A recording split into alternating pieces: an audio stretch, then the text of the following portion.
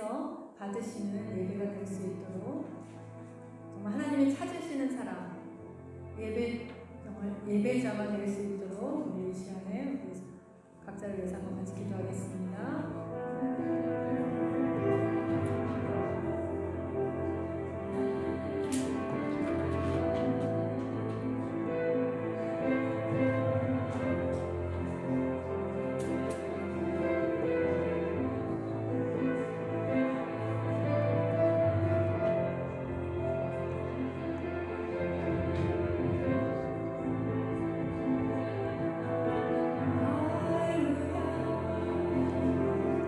할렐루야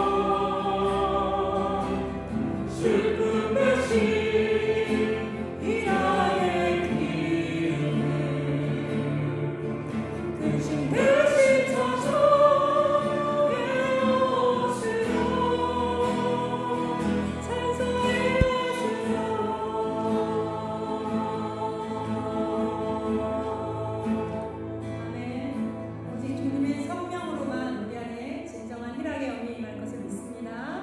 우리 함께 일어나서 주님 찬양합니다.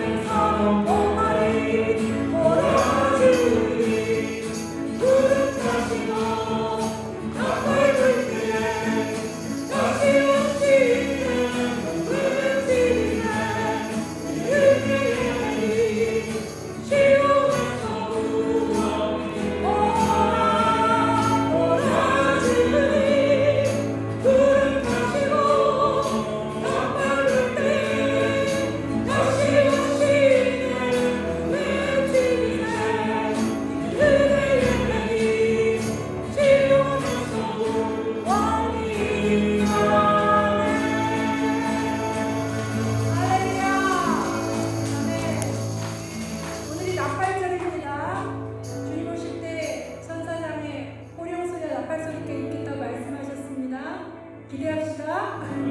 나팔 소리에 익숙해져야 될 것 같아요. 주님 오셨는데 나팔 소리 나는데 이게 무슨 소리인가 하면 안 되겠죠? 그 주님을 찬양합니다. 할렐루야. 다시 오실 주님을 기다립니다. 아멘. 주님 어서 오시옵소서. 주님 영광의 보좌 가운데 오시옵소서. 약속한 대로 오시옵소서. 우리가 주님을 기다립니다. 주님을 사모합니다. 할렐루야. 여호와 이레 세우시네. 여호와 이레 돌보시네. 나를 여호와 이레 세우시네. 여호와 이레 돌보시네. 여호와 이레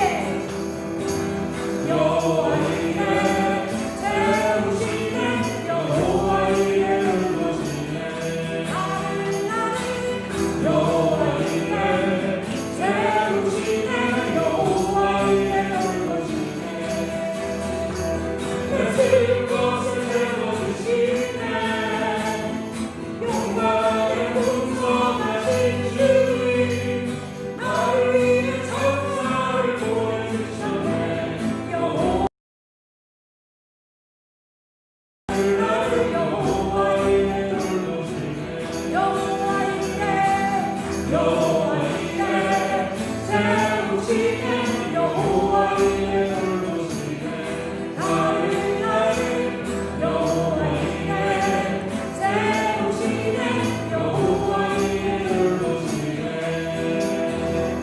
내 슬픔을 채워주시네 영광의 풍성하신 주님 나를 위해 천사를 보내주셨네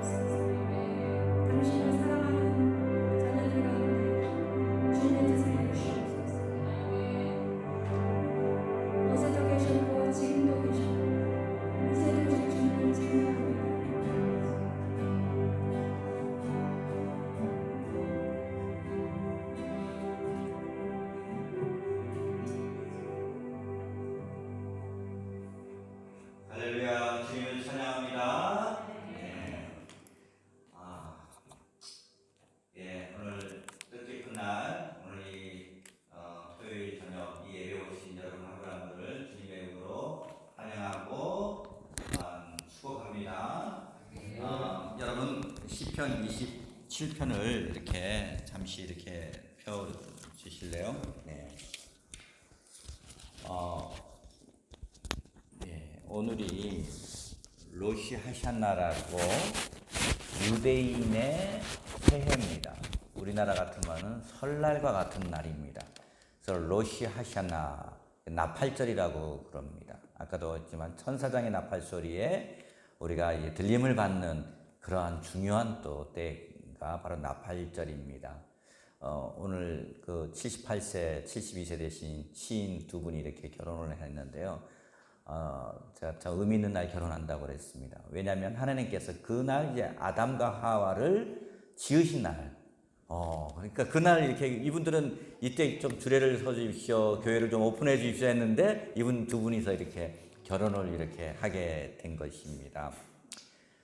근데 이 로시 하샤나를 기점으로 전에 30일, 그 다음에 오늘부터 열흘 동안 약 40일 동안을 유대인들은 어떻게 보냈냐면 테슈바라고 해서 자신을 성찰하는 날, 자신을 돌아보는 날, 이 새해를 맞는 이 시점에 주님 앞에 회개하는 그날로서 이렇게 보냈는데요.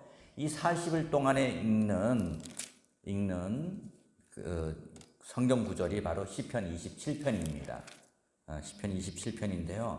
이거 제가 다 읽으려고 하는 것이 아니라 그 중에 몇 구절만 읽고 제가 이 기간 동안에 이 말씀을 묵상하고 암송하십시오라고 했는데 순종하는 성도님이 딱 두 분만 계신 것 같아요.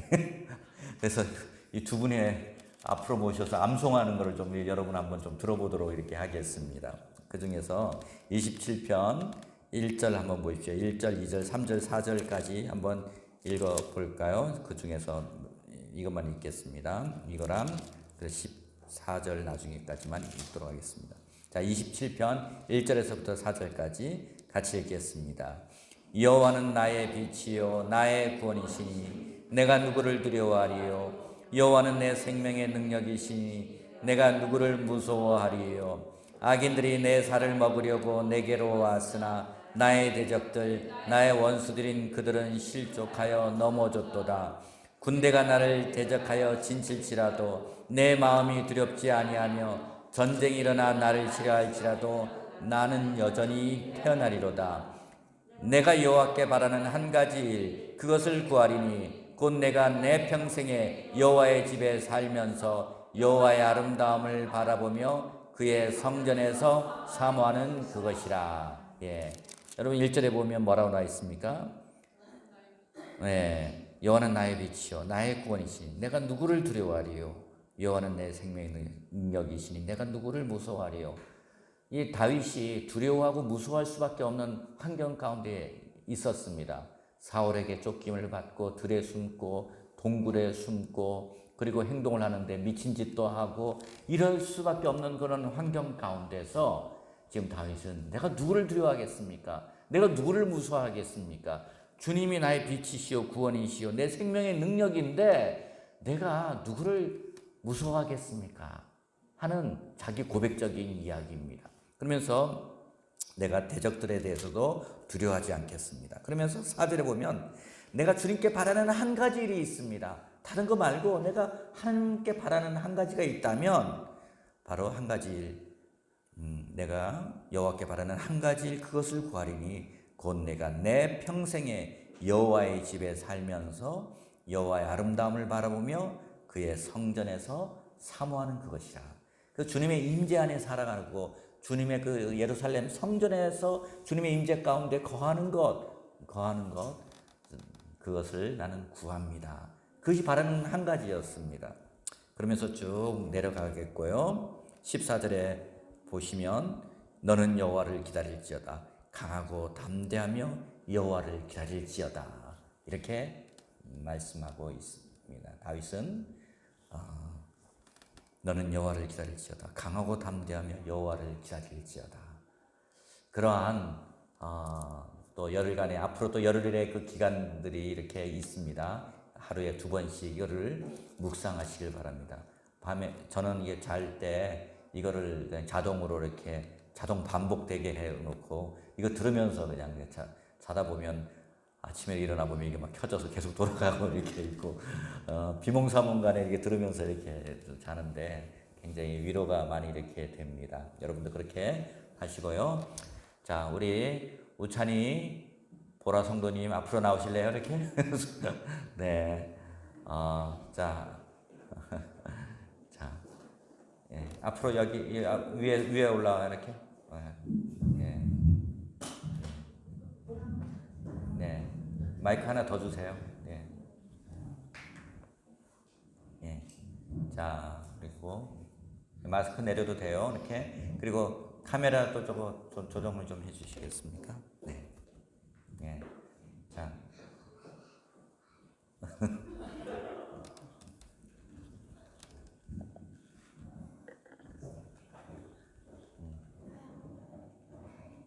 여호와는 나의 구원이니 내가 누굴 두려워하리요. 여호와는 나의 생명의 능력이니 내가 누굴 무서워하리요. 악인들이 내 먹으러 내게 왔 나의 원수들 나의 대적들 필복하여 넘어졌도다. 잘했어요. 예. 예. 우리 보라의 악인들은 누굴까? 이렇게. 누가 떠올까? 예. 여호와는 나의 빛이요 나의 구원이신 내가 누구를 두려워하리요. 여호와는 나의 생명의 능력이신 내가 누구를 무서워하리요. 악인들이 내 살 먹으려 내게로 왔으나 나의 대적들 나의 원수들 흉격하여 넘어졌도다. 군대들이 나를 대적하여 진칠치라도 나는 두렵지 아니하고 전쟁이 일어나도 내 마음은 여전히 태어나리로다. 내가 여호와께 바란 한 가지 일 그것을 구하오니 여호와 내 평생 여호와 집에 영원히 살면서 여호와의 아름다움 바라보며 여호와의 집 성전에 사모하는 그것이라. 여호와께서 만난 나를 중막 속에 비밀을 지키시고 그의 장막 숲이란 곳에 숨기시며 높은 바위 위에 두시리로다. 지금 나를 둘러싸인 이제 내 머리 둘러싸인 옷을 위에 들리니 내가 여호와께 즐거운 제사 드리겠고 노래하며 찬송하리로다.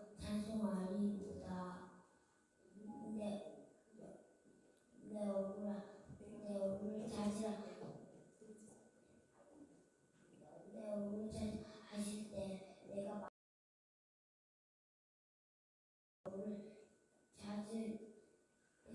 주의 얼굴을 찾으리다 하였나이다. 내게서 주의 얼굴 숨기지 마소서. 주의 종을 놓아여 버리지 마소서. 주는 나의 종이 되셨나이다. 나의 하나님이시여 나를 버리지 마시고 떠나지 마소서. 내 부모는 나를 버렸으나 나의 영접하리로다. 여호와의 불을 내게서 가르치소서. 내 원수를 생각하셔서 나를 평탄한 길로 인도하소서. 내 생명을 내 원수에게 맡기지 마소서. 믿은 자와 무도한 자가 일어나 나를 치료하심이라.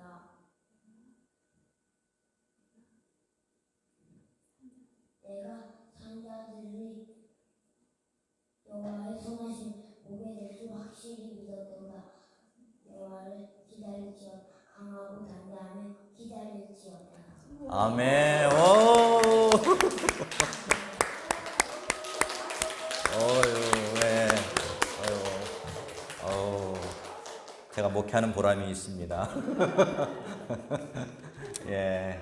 할렐루야. 예. 앞으로 기대가 됩니다. 우리 영적인 지도자로 잘 클 줄 믿습니다. 이 시간에 우리 이 로샤샤나 이것의 의미가 무엇인지 구약에 보면 요시아 왕 시절에요.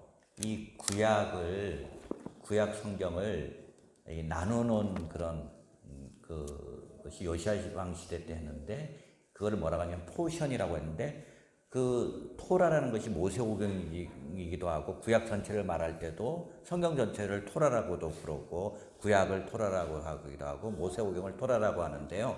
하여튼 유대인들이 그것들을 1년에 54주로 성경을 나누는 우리 큐티처럼 이제 일주일 단위로 나눠놨습니다. 그래서 오늘 이 로시 하샤나의 의미, 그리고 이 토라 포션을 통해서 여러분과 함께 우리 조대경 목사님이 이번 주에 주시는 이 나팔절의 의미에 대해서 잠시 설명을 하고 또 이렇게 하도록 하겠습니다. 네.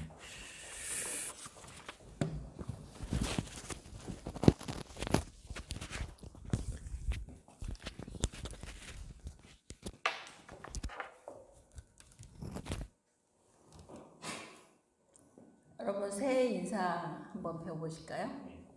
샤나토바. 샤나토바. 샤나라는 말은 year, 우리가 아는 해라는 뜻이고요. 토바는 아시다시피 좋은, 그러니까 새해 복 많이 받으세요 하는 의미가 그 사람들은 샤나토바 이렇게 이야기합니다. 우리 다시 한번 하죠. 샤나토바, 샤나토바. 네. 오늘 샤나토바 이거 할 거 생각을 못 해가지고 이 유대인들은 새해 첫날 사과를 이렇게 꿀에 찍어 먹어요. 뭐냐면 한 해 동안 이 꿀처럼 달콤한 한 해를 사세요. 그렇게 달콤한 한 해가 되세요. 이런 의미로 사과에다 꿀을 찍어 먹습니다. 그래서 꿀 준비를 잘 못했는데 우리 잠시 기도하고 말씀을 같이 보도록 하겠습니다. 살아계신 하나님 아버지, 하나님은 우리를 지으셨고 우리에게 시간을 주셨고 우리에게 공간을 주셨으며 우리에게 공동체와 가족과 교회와 국가와 우리의 시대를 허락해 주셨습니다. 하나님, 우리가 이 시대를 살면서 하나님의 뜻을 이루고 살기를 원합니다. 그리고 하나님을 더욱더 알아가기를 원합니다. 또 하나님을 기쁘시게 해드리기를 원합니다. 우리가 하나님의 이름을 부르면서 내가 원하는 것을 구하는 것이 아니라 정말 하나님이 원하는 것이 무엇인지를 깨닫고 알아가서 언젠가 주님 앞에 섰을 때에 우리가 잘했다 칭찬받는 자로 설 수 있기를 원합니다. 하나님, 그것들을 우리에게 알려주시기 위해서 하나님은 여러 가지로 우리를 인도하시고 깨닫고 이끌고 계시는데, 하나님 특별히 우리에게 거룩한 시간을 또 열어주셔서 우리가 이렇게 함께 하나님의 시간을 나누고 또 지키며 또 그 의미를 배워가게 하시니 감사합니다. 아버지를 사모하여 나온 하나님의 사랑하는 자녀들 가운데 이 시간 성령님께서 친히 운행하여 주시고 한 분 한 분을 성령님께서 만져주셔서 사람의 영도 그 사람 속에 있는 것을 다 알지 못하지만 우리를 지으신 아버지께서 또 우리 안에 계신 성령님께서는 우리가 무엇을 필요로 하는지, 무엇 때문에 힘들어하는지, 또 우리에게 가장 필요한 것이 무엇인지를 우리보다 더 잘 아시기에 이 시간 우리가 예배를 드리기 위해서 모여서 또 주님 앞에 모여서 우리가 그런 아버지의 손길을 느끼는 시간이 되어지기를 원합니다. 세상은 점점 어두워 가는 것 같지만 하나님의 빛은 더 밝이 빛나고 있음을 우리가 경험하고 또 바라봅니다. 세상은 점점 더 무너져 가고 있는 것 같지만 하나님은 하나님의 거룩한 의를, 하나님의 신실하심을, 무엇보다 하나님의 선하심을 더 밝히 하나님의 사람들을 통해서 보여주고 계심을 믿습니다. 우리의 소망은 세상도 아니요, 우리의 노력도 아니요, 우리의 꿈도 아닌 하나님의 뜻임을 이 시간에도 고백하면서 주를 사랑하고 주를 높이기를 원하고 주님 안에 살기를 원하는 귀한 하나님의 사람들에게 하나님 이 시간 만나 주시기를 원합니다. 예배는 우리가 마음의 무릎을 꿇고 하나님의 얼굴을 뵙는 것이라 말씀하셨습니다. 하나님 이 시간에 주의 얼굴빛을 우리 한 사람 한 사람에게 비춰 주시옵소서. 어른에서부터 어린아이 이르기까지 모두가 다 주님의 그 은혜의 손길 안에서, 은혜의 품 안에서 안도하며 안식하며 또 회복하며 새로운 소망으로 새로운 결단으로 일어서는 복된 시간 되게 하여 주시옵소서. 이 예배 주인은 우리 아버지 하나님이십니다. 이 예배를 이끌어 가실 분은 성령님이십니다. 이 예배를 예수의 이름으로 드리기를 원합니다. 우리의 기도와 예배가 모두 살아계신 우리 주 예수의 이름으로 이루어질 것을 믿고 감사드리며 예수의 이름으로 기도합니다. 아멘. 여러분, 저희 포도나무 교회는 이스라엘 사역에 대해서 함께 동참하고 함께 가고 있는 교회입니다. 그래서 기존에 신앙생활을 해왔던 여러 성도님들과 함께 또 2000년 동안 하나님께서 사실은 온 교회를 통해서 가르치셨던 그런 복음적인 어떤 기초들을 우리가 그 기초 위에서 이 시대에 필요한 또 하나님께서 이 시대에 열어주시는 하나님의 계시를 함께 나누고 공유하고 또 그것을 따라가는 교회입니다. 그래서 이제 누구나 얘기하듯이 시대를 보면서 예수님이 다시 오실 때가 가까웠다. 물론 예수님이 계시고 돌아가시고 난 초대교회 시대에도 사람들은 세상이 말세다 이렇게 얘기했어요. 그리고 그 사람들은 자기들이 사는 시대에 예수님이 다시 올 것이라고 생각했어요. 그러니까 예수님이 너무 오래 안 오신 거예요. 그 우리나라도 알듯이 1992년도에 다미성교회를 통해서 예수님 다시 오신다 그러다가 그것이 이제 불발로 끝난 다음에는 예수님의 재림에 대해서 이야기하는 사람들이 이제 이상한 사람처럼 보이는 이상한 풍조를 만들어 갔죠. 사단이 성공한 거예요. 사단이 다미성교회를 통해서 했던 것들이 드디어 성공한 것이죠. 그런데 이제는 공공연하게 하나님께서 그래서 예수님의 재림에 대해서 이야기하지 않고 또 예수님의 감추어졌던 이 비밀의 계시들에 대해서 열어지는 것들을 인정하지 않던 세상을 향해서 하나님이 어떤 일을 하셨습니까? 지금 어떤 일을 하고 계십니까? 무서운 일을 행하고 계십니다. 교회를 닫으셨잖아요. 세상이 정부가 닫았습니까? 아닙니다. 코로나가 닫았습니까? 아닙니다. 주님이 하신 것입니다. 어떤 것도 주님이 허용하지 않으시면 일어나지 않습니다. 코로나도 마찬가지고 교회 예배를 비대면으로 가는 것도 마찬가지고 지금 정부가 세워지는 것도 마찬가지입니다. 그래서 우리는 세워진 정부나 보이는 세상을 향해서 우리가 손가락질을 하거나 비난할 필요가 전혀 없는 사람들입니다. 왜요? 그것이 하나님께로부터 허용된 사실이라는 걸 믿기 때문에 그렇습니다. 여러분 신앙생활 하시면서 축사하거나 또 성령의 은사를 통해서 여러 가지 경험들이 많으실 거라고 생각을 합니다. 여러분 한번 축사하면 귀신이 안 들어오던가요? 귀신 또 들어옵니다. 성경에 되어 있잖아요. 깨끗이 청소된 집에 7 귀신 데리고 들어와요. 그러면 너희는 내 이름으로 귀신을 쫓아내라고 말씀하셨는데 그럼 쫓아내지 말아야 됩니까? 문제는 우리가 축사를 하지만 7 귀신이 올 수 없는 들어오지 못하도록 막는 것은 우리들의 일입니다. 우리가 해야 되는 일이에요. 그리고 우린 가만 보면 어려움이나 우리가 소위 말하는 상처, 과거의 어떤 상처들 자기가 붙들고 있는 겁니다. 하나님이 그것들을 치료해 주시지가 않아서 치료해 주시지 않기 때문이 아니라 또 하나님이 그것을 없애는 걸 원하시지 않기 때문이 아니라 사실은 우리가 붙들고 있는 거예요.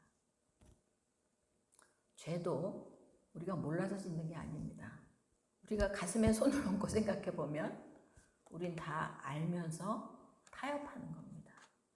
그래서 아까 목사님께서 말씀하신 대로 유대인들은 이제 오늘부터 여러분 대속죄일이라는 이야기는 아시겠죠?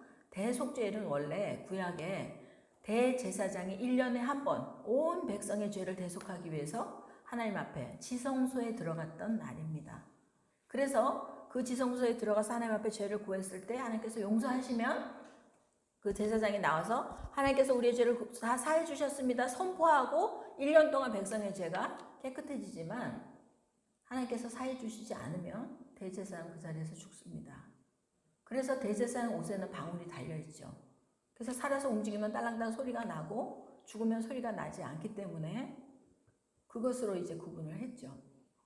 그런 그 대속죄일을 유대인들은 아직도 새해 10일 욤키푸르라는 날을 통해서 지키고 있는 것입니다. 그리고 지금부터 열흘 동안은 경외의 날들이라고 얘기해서 이제 하나님 앞에서 자신을 돌아보는 새해를 준비하는 날을 갖습니다. 그런데 우리가 왜 이런 이스라엘의 유대인의 풍습이나 시간들에 대해서 우리가 왜 알아야 되는가? 그리고 또 그렇죠. 우린 며칠 있으면 추석인데 웬 새해? 헐 이렇게 쓰죠. 젊은 분들은. 여러분 어릴 때 우리가 살 때는 저런 아이들이 배울 때는 맨날 일월화수목금토 이렇게 배워요. 그리고 첫째 날이 1일이고 2일이고 이렇게 양력을 따라서 배웁니다. 그러다 또 어떤 집에서는 조금 더 커지면 네 생일은 음력 몇 월 며칠이야 라고 가르쳐 주죠. 그래서 얘네들이 양력만 알던 아이들이 이제 음력을 배우기 시작해요. 그리고 또 어떤 가정에서는 특별히 그 가정의 나름대로 지키는 날들이 있어요. 우리 젊은 세대 같은 결혼기념일이라든지 또는 부모님의 생신이라든지 다 가정마다 문화마다 나름의 시간대가 있다는 거예요. 여러분 예수님이 신랑이십니까? 교회는 주님의 신부죠. 그러면 신랑은 예수님이에요. 신랑 대신 예수님을 우리가 주님을 신랑이라고 한다면 제가 처음에 이스라엘을 처음 알고 나서 제일 저한테 쇼크였던 게 그거였어요. 어머? 예수님이 분명히 우리 주님이시고 신랑이라고 이야기하는데 나는 신랑에 대해서 아는 게 없어. 왜요? 이분은 유대인이셨어요. 아시죠? 십자가 위에서 예수는 유대인의 왕으로 팻말을 붙이고 돌아가신 분이에요. 십자가에서. 근데 여러분 유대인에 대해서 무엇을 아십니까? 신랑이 만약에 경상도 사람, 전라도 사람, 제주도 사람이면 우린 조금씩 그 제주도와 그 신랑의 고향에 대한 풍습들을 또 문물들을 그가 자라왔던 환경들을 관심을 갖고 이야기 나누고 찾아가 보고 더 나가서 음식도 바뀌어요. 그러죠? 예수님에 대해서 여러분 얼마나 아십니까? 예수는 유대인의 왕이셨어요. 그리고 그분은 유대인으로 태어나셨어요. 유대인의 땅에서 유대인의 음식을 먹으면서 이스라엘의 공기를 마시면서 그 땅에서 자라나셨어요. 그 땅에서 문화를 공부하면서. 여러분 문화라는 것이 얼마나 우리한테 영향을 끼치고 있는지는 더 말할 것도 없이 아실 거예요. 교회 문화도 마찬가지예요. 요즘은 그런 얘기 별로 안 하는데 예전에 저희들이 막 이렇게 교회에 대한 것들을 공부하고 할 때는 지금 우리가 앉아있는 장의자 이런 데 앉아있는 게 편한 분들이 계세요. 교회 하면 그냥 장의자가 이렇게 있고 이렇게 십자가가 탁 있고 이 분위기, 이 편안한 분위기, 장의자를 보면 마음이 안심이 되는. 그런데 어떤 세대들은 장의자가 불편해요. 그냥 일회용 의자가 편해. 접었다 폈다 해서 필요하면 펴서 이렇게 만들어서 막 뛰고 게임도 하고. 여러분 이게 뭐예요? 이게 예수님 우리의 구원과 상관이 있나요? 상관없어요. 이걸 우린 종교적 정서라고 이야기합니다. 이거 무시하면 되나요? 안 돼요. 그만큼 우리가 믿음이라고 생각하는 것, 또 우리가 예수님의 이름을 부르는 것, 교회 문화권에 우리 너무 익숙해져 있어요. 특히나 이제 어떻게 보면 헬라 로만 캐톨릭으로부터 개혁주의가 돼서 종교 개혁을 해서 왔던 개혁주의의 어떤 가르침에 우리는 너무 쩔어 있어요.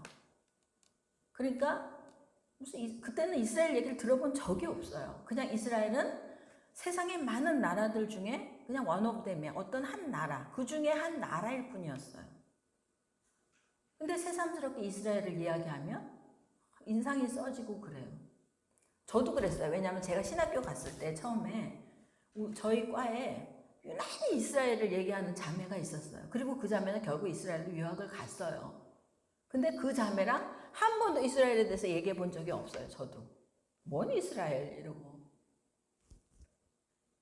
근데 아까 말씀드린 것처럼 우리의 신랑, 우리의 주인, 예수님을 주님 그렇게 부르시잖아요. 주님은 어떤 분입니까? 주님은 우리의 머리예요, 머리.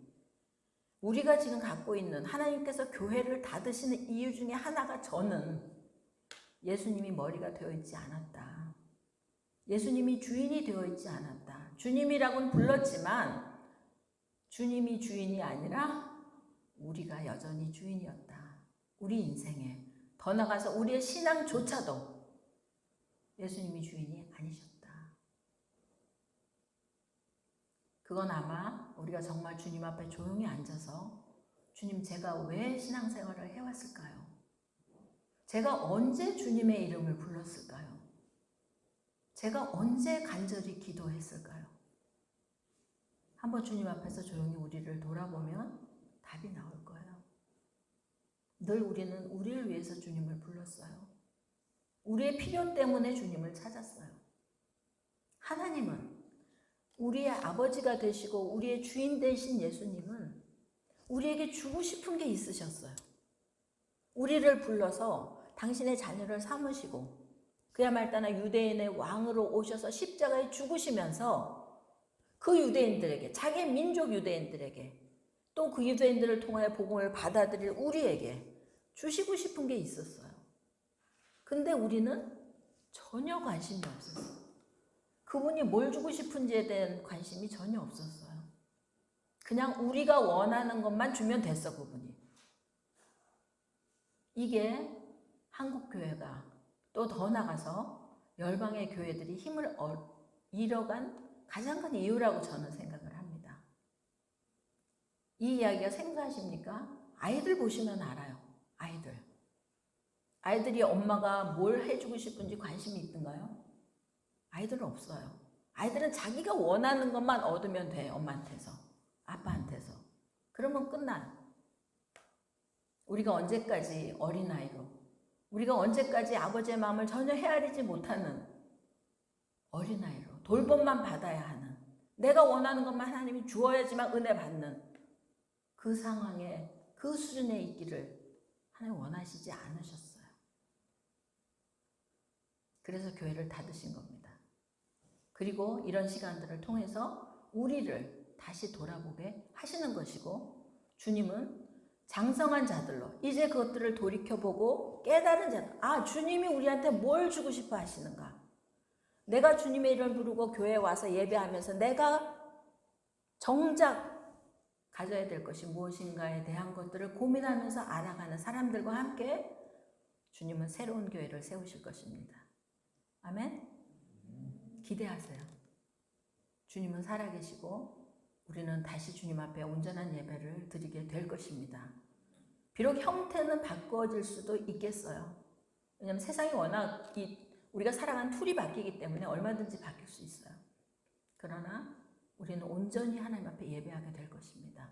더 크게, 더 아름답게, 더 친밀하게, 그리고 더 뜨겁게. 왜요? 주님은 성령의 대부흥을 예비하고 계십니다. 주님 오시기 전에. 그리고 세상이 어두워진다라고 하는 것은 그만큼 주님의 빛이 더 밝을 것이라는 것에 대한 사인이기도 합니다. 그래서 아까 말씀드린 것처럼 우린 여태까지 우리가 살고 있던 시간대에서 이제 우리 신랑이 살던 시간대가 어떤 것인가에 관심을 가져야 될 때가 됐습니다. 그 주님은, 우리의 신랑 되신 주님은 6월절에 십자가에 7절에 첫 열매로 부활하셨어요. 그리고 오순절 성령 때에 성령으로 다시 오셨습니다. 그리고 그분은 실제적으로 몸을 입고 다시 오실 것입니다. 우린 그때를 기다리는 자들이죠.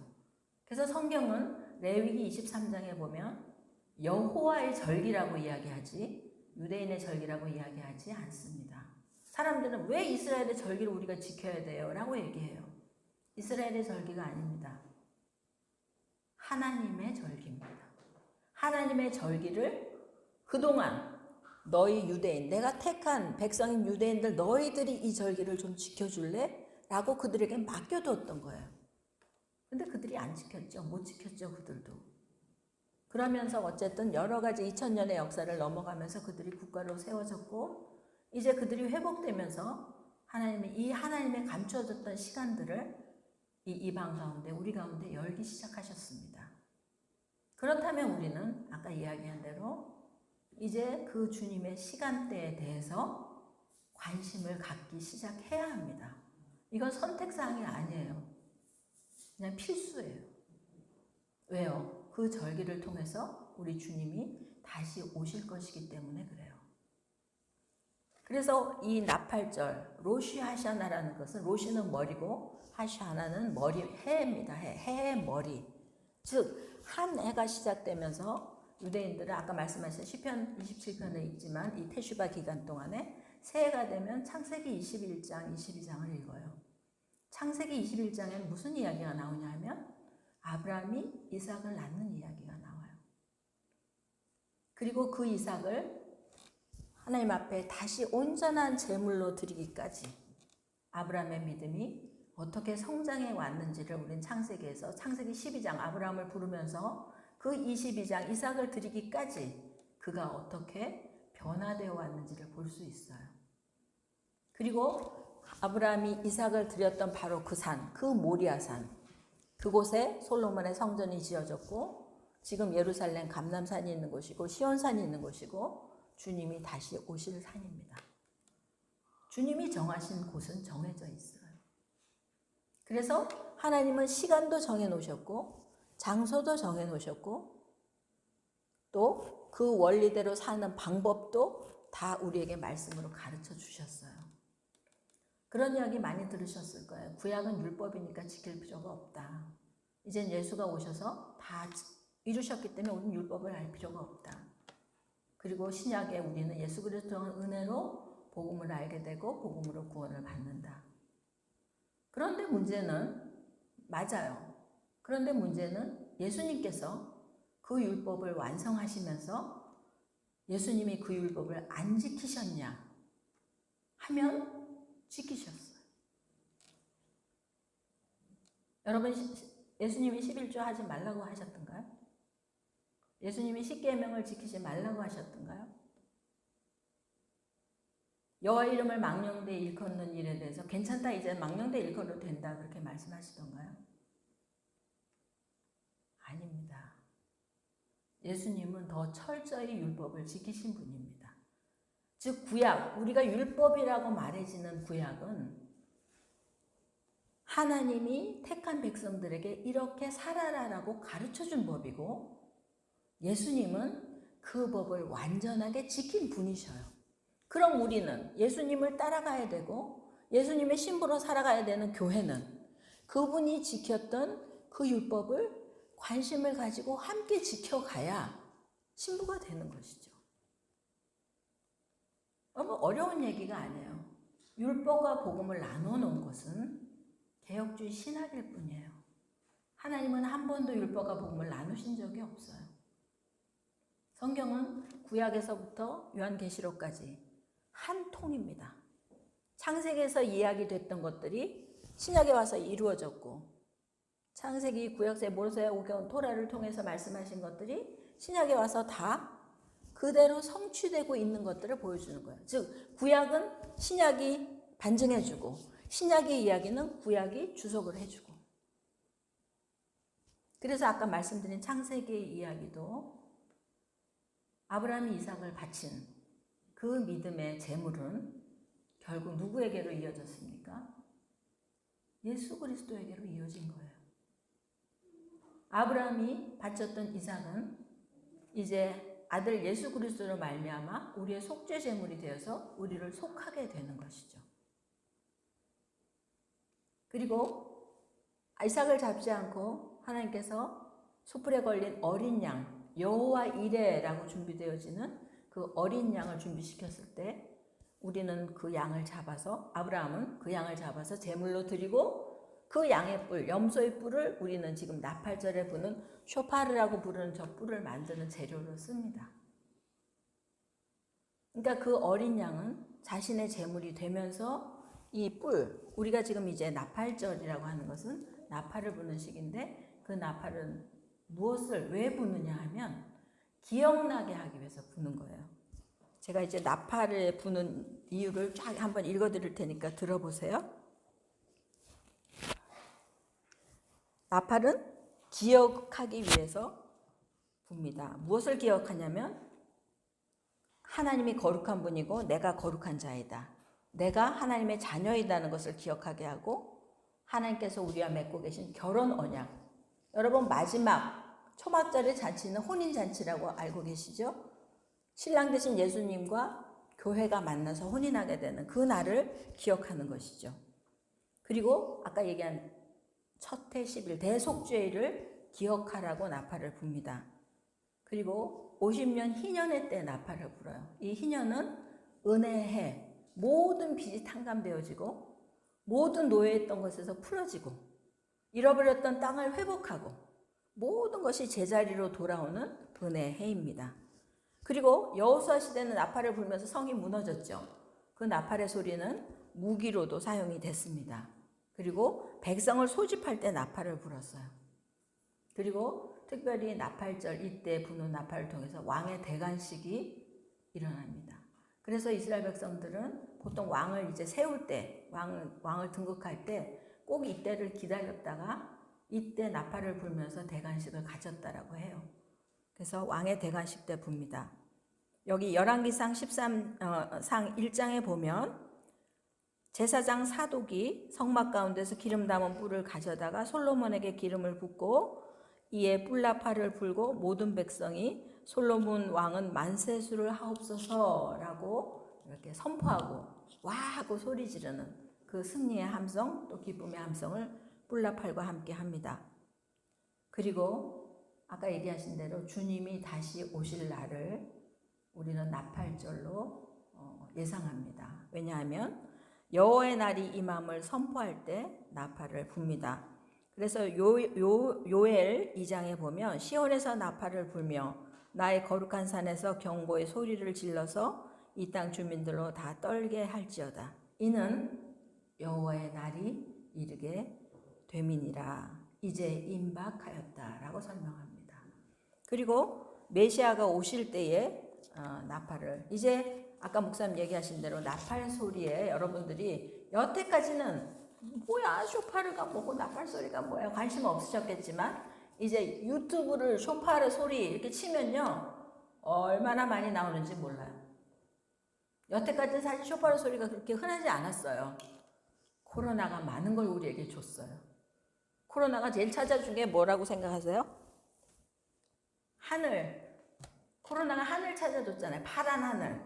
그동안은 매연이랑 이것 때문에 얼마나 하늘이 우리가 숨도 못 쉬고 막 그랬잖아요. 미세먼지 때문에. 하늘을 찾아줬어요. 요즘 하늘은 너무 파랗고 구름도 너무 예뻐요. 옛날 하늘을 코로나가 찾아줬어요. 그리고 유튜브를 통해서 너무나 많은 하나님의 계시들이 지금 풀어지고 있어요. 여러분 이제는 어느 목사님한테 가서 한 목사님한테 들을 수도 없어요. 이제 너무나 많은 걸 여러분들이 알고 있어서. 쇼파르 소리 이렇게 치시면요. 쇼파르에 대한 설명이 쫙 나옵니다. 그리고 이 쇼파르 나팔을 부는 것도 여러 가지가 있어요. 그러니까 길게 뿌 이렇게 부는 게 있고 뿌부 뿌부 뿌부 이렇게 부는 이건 회개의 소리예요. 그 다음에 이 나팔절 새해 첫날에 부는 나팔 소리는 뚜뚜뚜뚜뚜뚜 해서 9번 스타카토 경고의 나팔 소리로 부러져요. 그리고 아까처럼 왕의 대관식이나 이 마지막 테키아 하가돌이라고 하는 그 나팔 소리는 정말 승리의 함성처럼 100개의 쇼파르가 100개 한꺼번에 불려지는 그런 소리로 나타나기도 합니다. 그래서 나팔 소리는 하나님의 음성이기도 합니다. 왜냐하면 계시록에 이렇게 돼 있어요. 들어보세요. 요한계시록 1장 10절에 보면 주의 날에 내가 성령에 감동되어 내 뒤에서 나는 나팔 소리 같은 큰 음성을 들으니 주님의 음성이 나팔 소리처럼 요한에게는 들렸다라고 고백했어요. 계시록 4장 1절에 보면 내가 보니 하늘에 열린 문이 있는데 처음에 내가 말하던 나팔 소리 같은 그 음성이 이르되 이리로 올라오라. 이후에 마땅히 일어날 일들을 내가 내게 보이리라 라고 얘기하십니다. 세례 요한에게 들렸던 주님의 음성은 나팔과 같이 들렸어요. 그리고 요한은 그 음성을 따라서 하늘로 올라가서 주께서 주시는 계시들을 보게 되죠. 그래서 지금 이 시대에 우리가 해야 될 일은 뭐냐면 아까 제가 말씀드린 것처럼 우리가 여태까지 살아왔던 그러니까 저희는 저희라고 함은 이 구약에서 얘기하는 또 유대인들이 지키고 있는 하나님의 절기, 레위기 23장에 나타난 여호와의 절기에 대해서 관심을 갖고 있는 사람들은 부활절이나 추수감사절을 이야기하지 않습니다. 특별히 크리스마스는 안 합니다. 왜냐하면 부활절은 아시다시피 그 로마의 여신 이스터의 축제일이었습니다. 우리는 부활절을 이스터의 축제를 지키는 것이 아니라 6월절에 돌아가신 어린 양을 기억하고 초실절에 부활하신 주님을 기념합니다. 뭐 그거 안 한다고 해서 구원이 없냐? 절대 그렇지 않습니다. 아까 말씀드렸죠. 구원하고 상관 있는 것이 아니라 우리는 좀 더 하나님을 알고 싶은 거예요. 좀 더 우리의 신랑신 예수님을 알고 싶은 거예요. 그분은 어떻게 사셨을까? 그분이 지냈던 그 문화와 정서와 시간대와 어떤 사람들이 하나님 앞에 그토록 순종할 수 있게 했을까? 그것이 우리의 소원이기 때문에. 그래서 그게 날짜가 굉장히 어느 땐 맞아떨어지기도 하고 어느 땐 전혀 다르기도 해요. 그러니까 부활절이 6월절보다 앞서갈 때도 있고 막 그렇게 틀려요. 그러니까 양력하고 음력이 바뀌듯이 윤달이 끼면 더 많이 틀려지잖아요. 그렇게 바뀌듯이 틀려요. 그렇다고 이걸 완전히 부인하냐? 그럴 수 없죠. 우리가 함께 살아온 세월이 있고 함께 살아온 신앙생활을 해온 환경과 여건들이 있는데 그러나 알고 가셔야 됩니다. 그 절기들에 대해서 하나님의 시간대에 대해서 이제 관심을 가지시고 아셔야 합니다. 그분이 그렇게 사셨기 때문에 그리고 그분이 그 절기를 따라서 다시 오실 것이기 때문에 우리의 소원이 뭐예요? 주님 만나는 게 소원이잖아요. 주님 만나서 하나님의 나라 에덴으로 돌아가야 되잖아요. 쫓겨난 에덴으로 우린 돌아가야 되고 하나님의 완성된 나라에 들어가야 되는 자들이잖아요. 세상에서 마음대로 막 살다가 죽기 전에 예수님 나 예수님 믿어요. 저 좀 용서해 주세요. 구원 받습니다. 그러나 성경에 돼 있죠. 벌거벗은 구원일 수도 있고 여기서 준비되는 겁니다. 하나님의 구원은 예수님 얘기하셨잖아. 하나님의 나라는 여기 있다 저기 있다 너희 마음속에 있느니라. 여러분의 안에 하나님의 나라가 있다면 그 이야기는 뭐냐면 우리는 하나님의 백성으로 지금 now, here and now 여기서 살고 있는 것이 보여져야 합니다. 아니 나는 살고 있는데 뭐 꼭 그렇게 티를 내고 아니요 티는 나게 돼 있어요. 왜요? 주님의 말씀은 빛이라 하셨어요. 빛이 있으라 하심에 빛이 있었어요. 예수님이 어둠 속에 빛으로 오셨는데 사람이 어둠에 있기 때문에 그 빛을 알아보지 못했다 그랬어요. 요한복음에. 여러분 빛이 못 알아볼 수 있는 조건입니까? 아무리 깜깜해도 성냥불 하나만 켜도 어둠이 물러가요. 맞죠? 그게 빛이에요. 내 속에 빛이 있다면 내가 아무리 감추려고 해도 나오는 게 빛이에요. 모세가 그래서 모세 얼굴에서 나타난 영광 때문에 모세가 수건을 가려야만 했잖아요. 모세가 뭐 내가 40일 동안 하나님 만나서 난 영광 중에 있어 그러고 떠들고 온 사람이에요? 그렇지 않았어요. 모세 얼굴에 광채가 나니까 사람들이 보고 모세도 어쩔 수 없으니까 수건을 덮어 쓴 거예요. 이게 빛이에요. 너희는 빛의 자녀들이라. 빛의 자녀들처럼 행하라. 애써서 빛을 만드는 게 아니에요. 우리는 잘못 알고 있는 게 있는데 성화라는 단어가 우리를 힘들게 해요. sanctification. 거룩해지는 거. 우리가 어떻게 거룩해져요? 우리가 육체가 있는 한 우리는 거룩해질 수 없어요. 우리의 육체가 그것을 할 수 있게 만들지를 않아요. 우리가 거룩해지면 주님 안으로 들어갔을 때만 거룩해져요. 주님 안에서 우리 안에 아니면 우리 안에 주님으로 채워지든지 우리가 주님으로 들어갔을 때만 주님의 그 빛 때문에 우리가 가려지는 거예요. 제가 아까 축사 얘기를 했지만 여러분 속에 있는 어둠의 영들, 세상의 권세들 다 깨진 권세들이에요. 속지 마세요.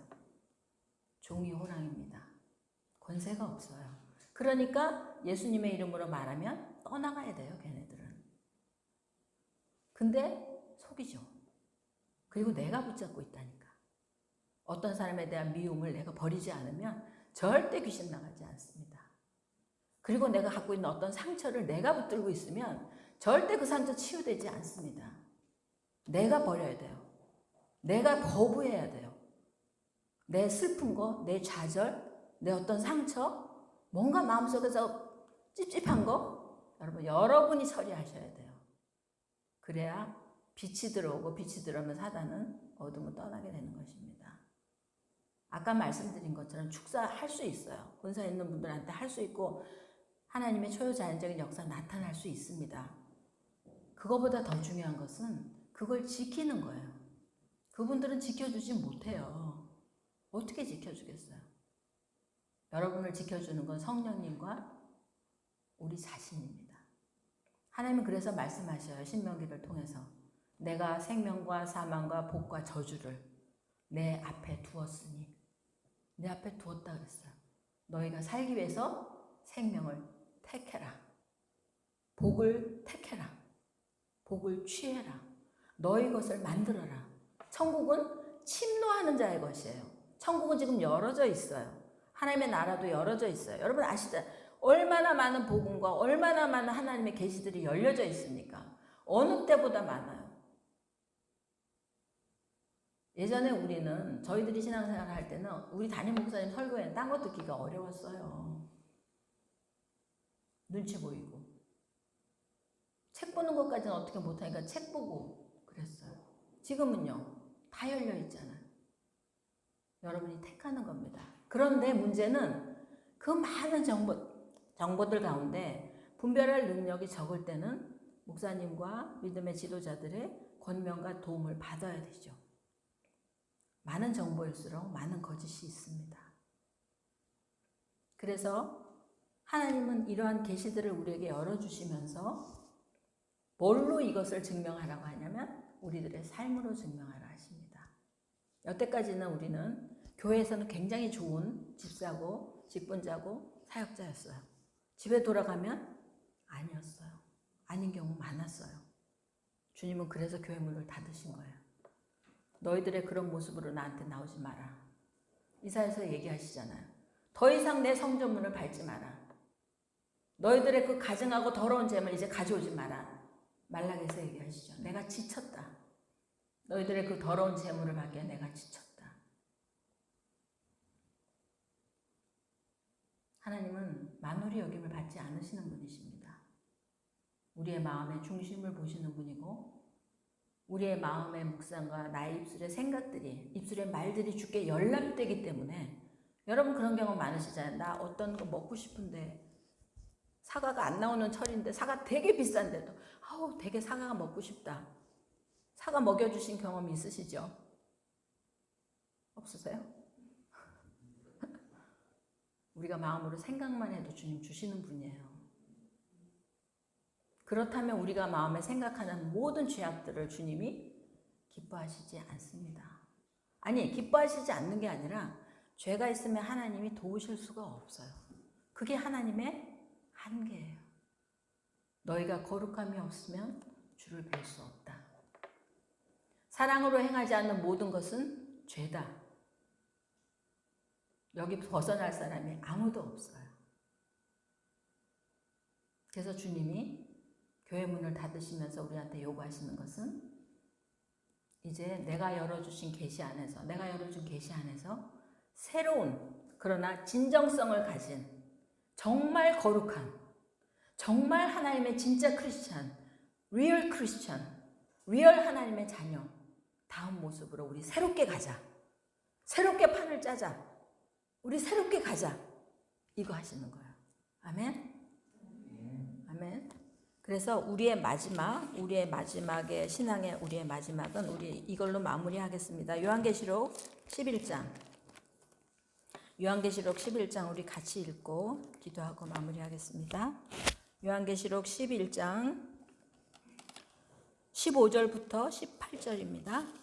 요한계시록 11장 15절부터 18절까지 우리 한 목소리로 함께 같이 읽겠습니다. 시작.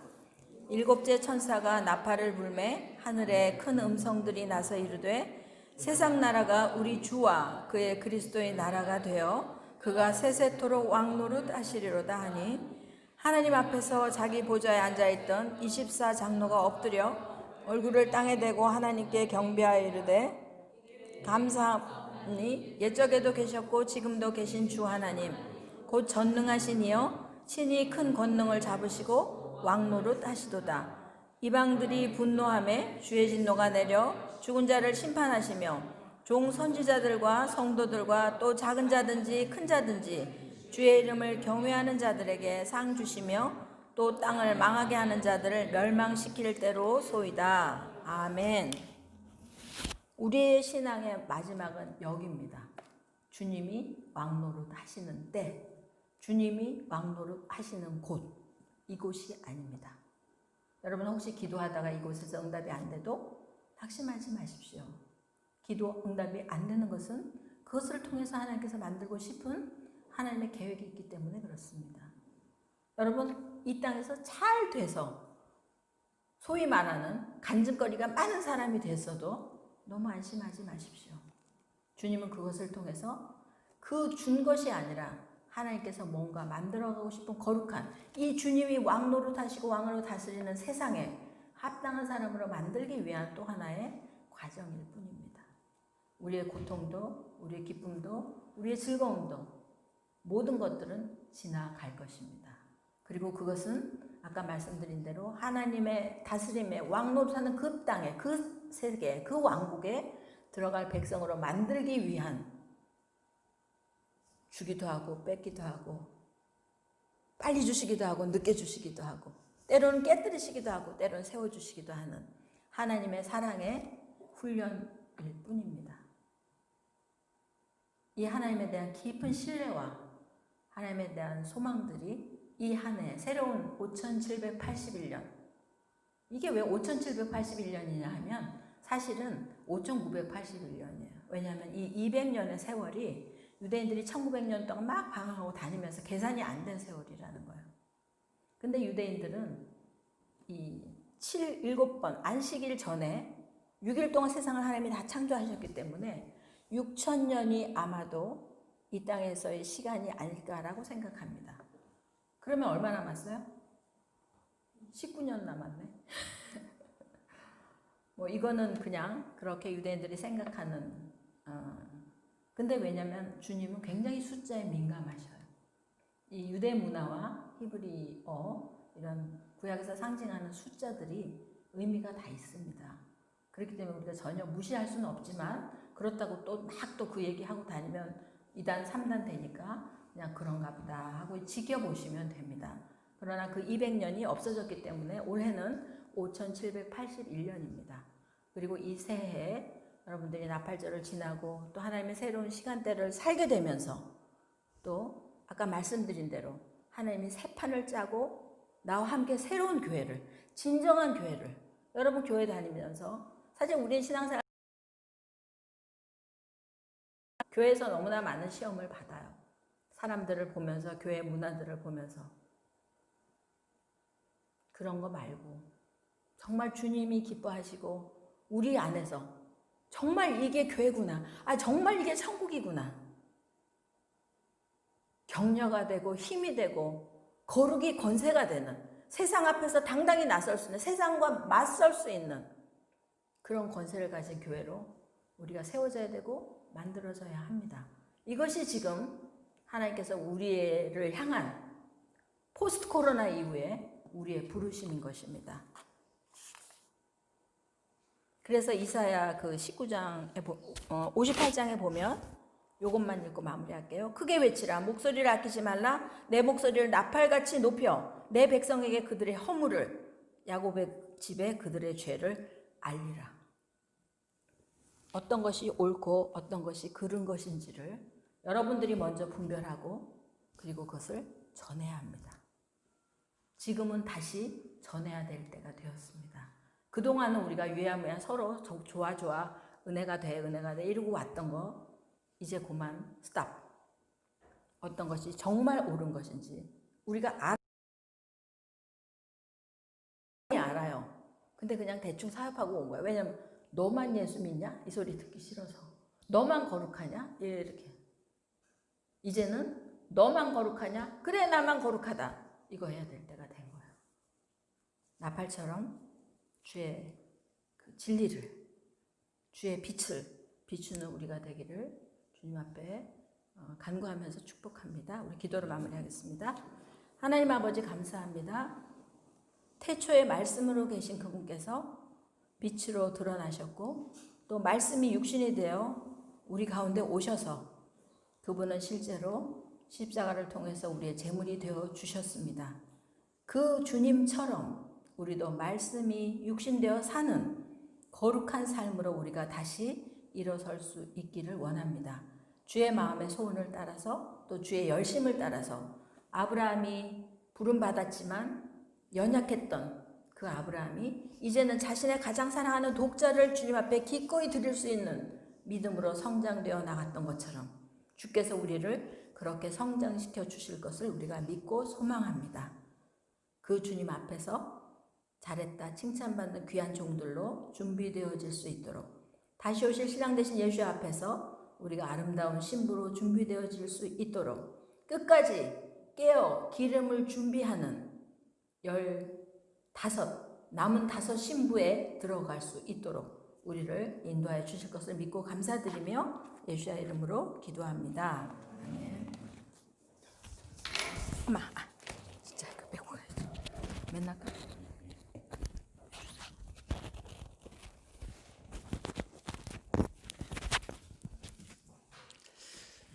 예, 우리 마무리를 이렇게 하면서요. 하기 전에 내일 11시에 또 이렇게 예배를 드리는데요. 제가 오늘 준비한 말씀 5분만 여러분과 함께 나누고 싶은 거 나누고 찬양하고 이제 마무리하도록 하겠습니다. 자, 이 구체적인 적용을 좀 이렇게 해보도록 하겠습니다. 오늘이 이제 열흘 기간 동안에 우리가 자신을 돌아보는 시간, 10일 후에는 앞으로 9일 후에는 대속죄일이라는 욤키푸르라는 그런 하루 동안 또 회개하는 날이 이렇게 있습니다. 그러면 우리가 구체적으로 삶 가운데 어떻게 적용을 해야 될 것인가에 대한 계속해서 여러분과 함께 제가 이렇게 나눈 것 중에 지난주에는 내가 거룩하니 너희도 거룩하라 라는 말씀을 나눴고요. 오늘은 마태복음 5장에 있는 말씀 좀 잠시 보도록 하겠습니다.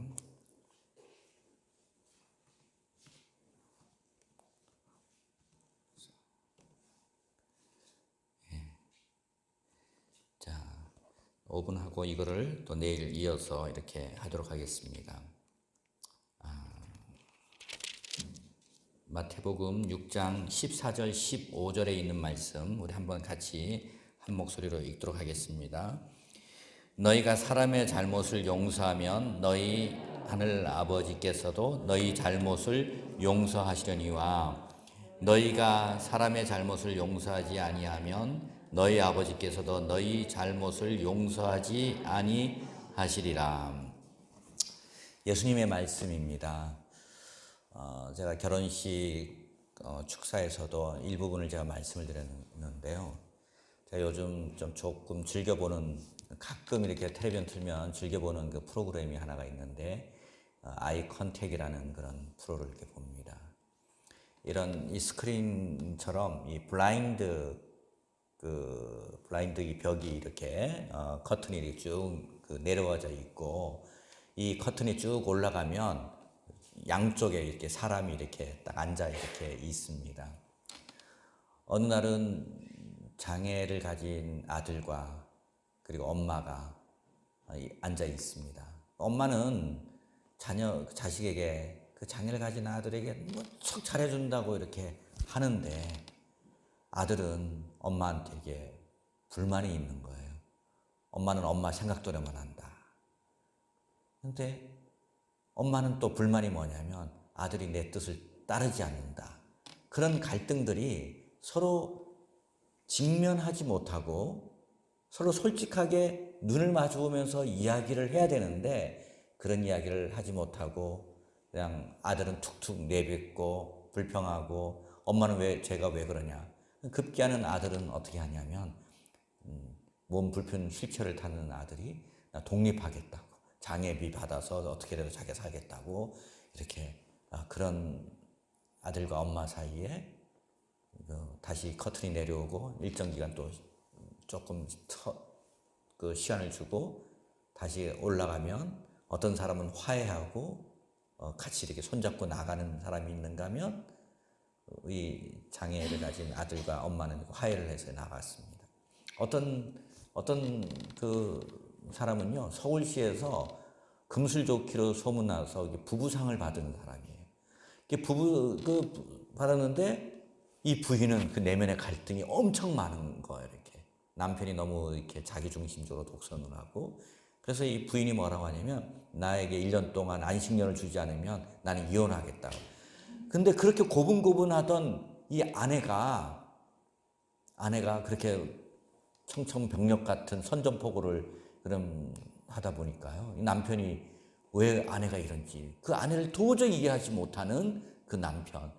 그래서 그 남편이 막 그 자리에서 막 빌고 다시 화해하고 다시 나가는 장면. 그리고 또 하나 제가 세 번째 최근에 본 것은 이런 겁니다.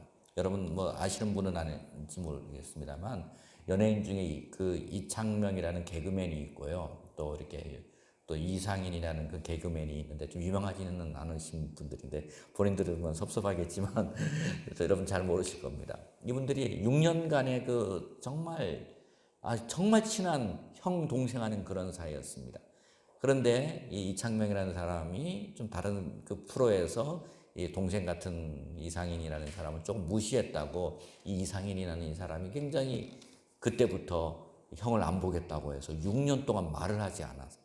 근데 제3의 연예인이 이 두 사람을 이 아이 컨택이라는 이 프로에 해서 양쪽에 이렇게 앉히고 누가 나오는지 모르게 두 사람은 나간 겁니다. 그게 블라인드 커튼이 딱 내려오니까 6년 동안 말을 안 하고 지난 이 두 사람이 딱 이렇게 앉아 있는 거예요. 이렇게.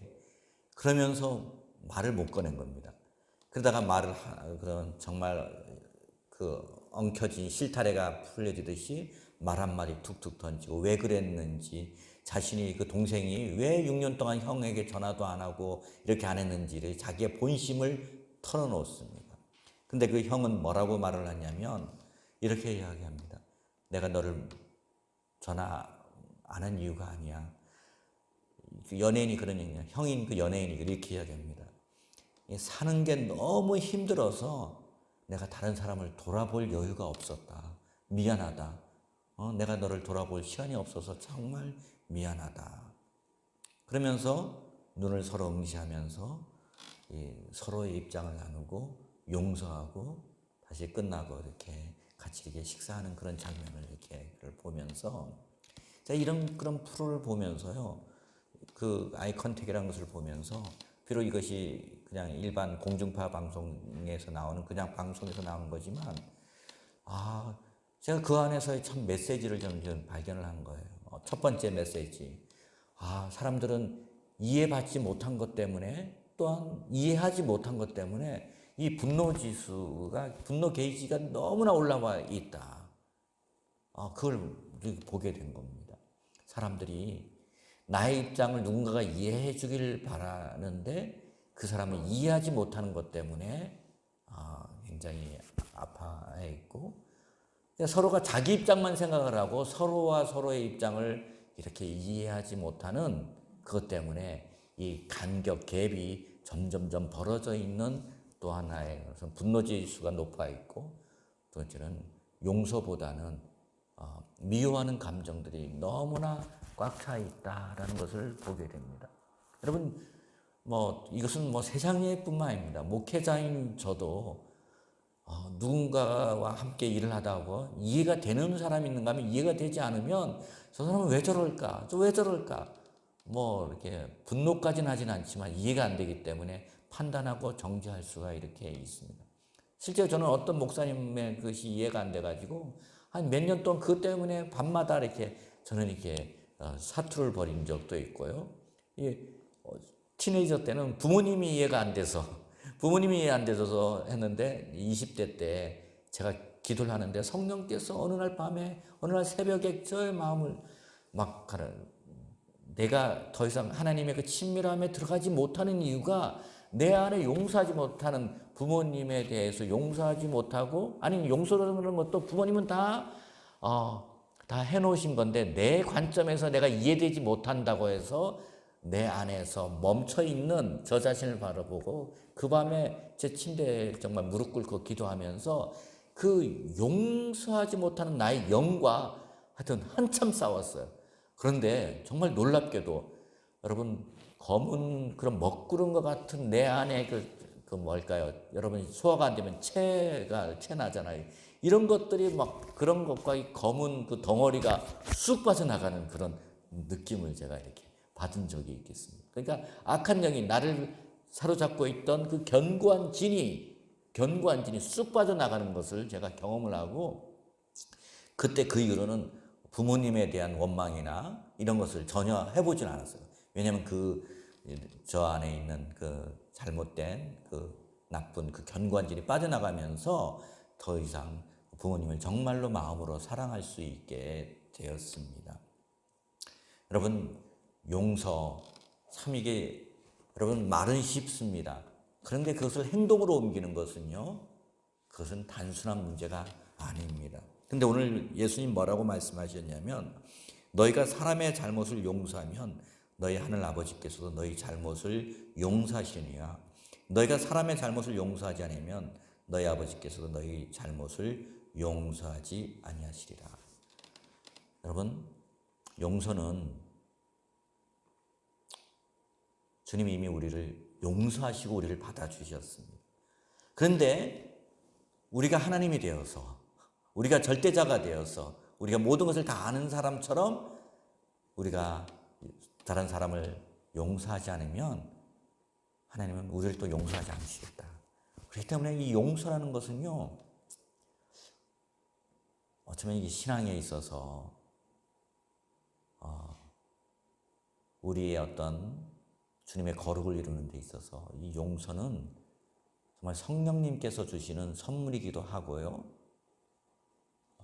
뿐만 아니라 은혜이기도 하지만 내가 싸워서 내가 실천해야 되는, 성령님의 도우심으로 실천해야 되는 부분이 바로 용서라고 저는 생각하고 믿습니다. 어쩌면 우리의 삶 가운데, 여러분, 우리가 한 해를 이제 새해를 맞이하는, 그런 유대력으로 새해를 맞이하는, 또 이제 1년도 이제 여러분 벌써 이렇게 9개월이 지나고 4분의 1만 남고 4분의 3이 거의 지나가는 거의 시점에서 올 한 해를 돌이켜 볼 때, 우리가 올 한 해 만난 그런 숱한 사람들,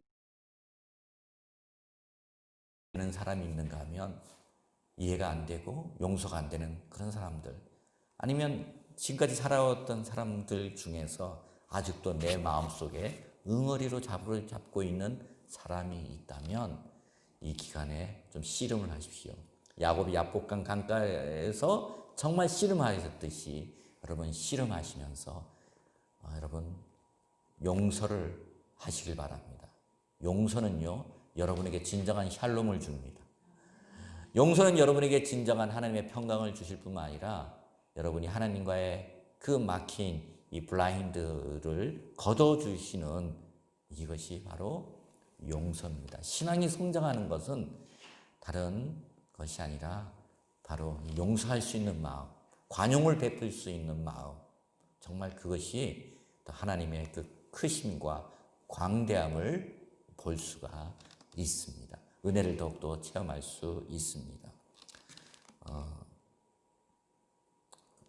계속해서 내일 11시에 유튜브나 교회 밴드를 통해서 To be continued 계속해서 하도록 하겠습니다. 자, 그러면 우리 잠시 오늘 말씀을 기억하시고 우리 기도 잠시 우리 한 다음에 우리 다 같이 일어나셔서 마지막 찬양으로 이렇게 마무리를 하겠습니다. 헌금로 하실 분은 뒤에 이렇게 헌금통에 넣어주시고요. 다음 주까지는 이렇게 토요일하고 주일날 이렇게 나눠서, 나라에서 이제 합법적으로 20명 미만은 좀 허락을 했기 때문에 이렇게 여러분 이렇게 오시고, 또 그 다음에는 또 어떻게 할지 구체적인 그런 광고를 또 드리도록 하겠습니다. 나라에서 허락을 해서 제가 별 생각을 우리 조대근 목사님이랑 우리 다음 주는 아예 그 야외 예배로 갈까 그렇게 해서 했는데 또 생각을 해보니까 야외 예배 가서 또 식사를 같이 이렇게 하는 것도 또 이렇게 아직까지 또 깨름직도 하고 그래서 토요일 날 일요일 날 이렇게 다음 주까지는 하고요. 그 다음 주는 또 여러분 다음 주는 광고를 하겠는데 하여튼 다음 주는 여러분이 토요일 날 오시면 됩니다. 자, 오늘 목사님 말씀하신 것과 또 한번 여러분 용서에 대한 그런 부분 주님이 골고다 십자가에서 우리를 용서하셨습니다. 그 용서함을 받은 우리가 또 다른 영혼을 용서할 수 있는 그런 마음 우리 생각하며 우리 한번 또 한 주간도 주님 안에서 승리하는 한 주간 되기를 위해서 우리 한번 간절히 기도하겠습니다. 할렐루야 할렐루야. 고맙고 좋으신 하나님 아버지 감사와 영광을 주님 앞에 올려드립니다. 하나님 정말 주님의 마음을 품기를 원합니다. 용서하는 마음을 품기를 원합니다. 하나님 우리가 정말 씨름할 것을 씨름하고 또 주님의 도우심으로 승리하는 저희들 되기를 원합니다. 이곳에 있는 한 분 한 분들 정말 하나님의 샬롬이 임하는 자들 되게 하여 주십시오. 정말 하나님의 그 거룩 안에 거하게 하시고 성령님의 도우심으로 주님께서 정말 말씀을 지킬 수 있다.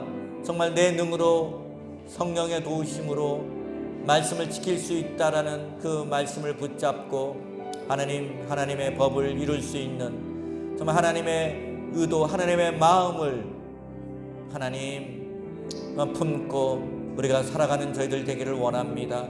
하나님 도우시옵소서. 주님의 평화를 허락하여 주십시오. 정말 주님의 그 샬롬을 허락하여 주시고 주여 도우시고 인도하여 주시옵길 간절히 간구 올려드립니다. 긍휼과 자비를 베풀어 주십시오. 하나님 주님 정말 이 어려운 시대에 더 하나님의 은혜를 경험하고 나아갈 수 있도록 주님 도우시고 역사하여 주시고 또 하나님 드려지는 이 물질이 하나님의 영광을 위해서 드려지는 물질 되도록 축복하여 주시옵소서. 모든 영광과 존귀를 주님 앞에 올려드리오며 예수 그리스도의 존귀하신 이름으로 기도 올려드립니다. 아멘. 예, 우리 다 같이 일어나셔서 마지막 찬양 드리고 우리 토요일은 조금 인포멀한 예배로 드리고요. 예, 그렇게 하도록 하겠습니다. 예.